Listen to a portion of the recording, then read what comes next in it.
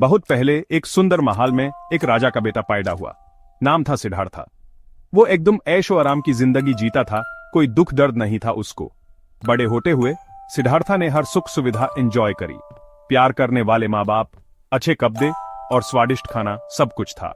उसकी हर जरूरत पूरी होती थी। लेकिन सिद्धार्था का दिमाग बहुत तेज था, क्यूरियस था। वो महल की दीवारों के बाहर के ज्ञान के लिए तरसता था। राजा, जो उसका बाप था, वो बेटे की बढ़ती हुई असंतोषी से परेशान था। उसने सिद्धार्था का ध्यान भटकाने के लिए बड़े बड़े पार्टी और एंटरटेनमेंट का इंतजाम किया। इन सब के बावजूद सिद्धार्था रेस्टलेस रहा। यूं लगता था कि जिंदगी में और भी कुछ है, सिर्फ मेज और दौलत से ज्यादा। उसका दिल गहरी समाज के लिए तड़प रहा था।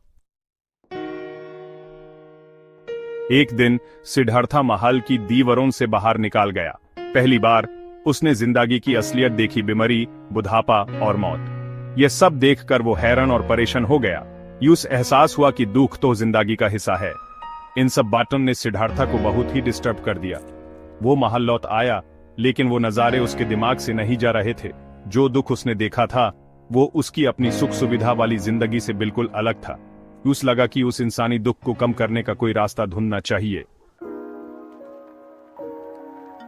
दया से प्रेरित होकर सिद्धार्था ने महल और उसके सारे आराम को छोड़ दिया। वो एक ब्राह्मण अस्टेटिक बन गया, अलग अलग गुरु से ज्ञान लेने लगा। उसने गंभीर ध्यान और तपस्या की। साल भर की खोज के बाद सिद्धार्था को एक गहरी समझ मिली। उसने ज्ञान का रास्ता ढूंढ लिया, दुख खत्म करने और सच्ची शांति पाने का रास्ता। उसी दिन से वो बूढ़ा द अवेकेंड वन के नाम से जाने जाने लगे।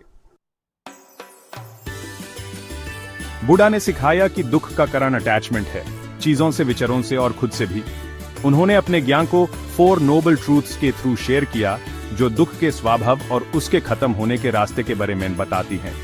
बुढ़ा ने 8 फोल्ड पैथ भी बताया, जो एथिकल लिविंग, मेंटल डिसिप्लिन और स्पिरिचुअल डेवलपमेंट के लिए एक गाइड है।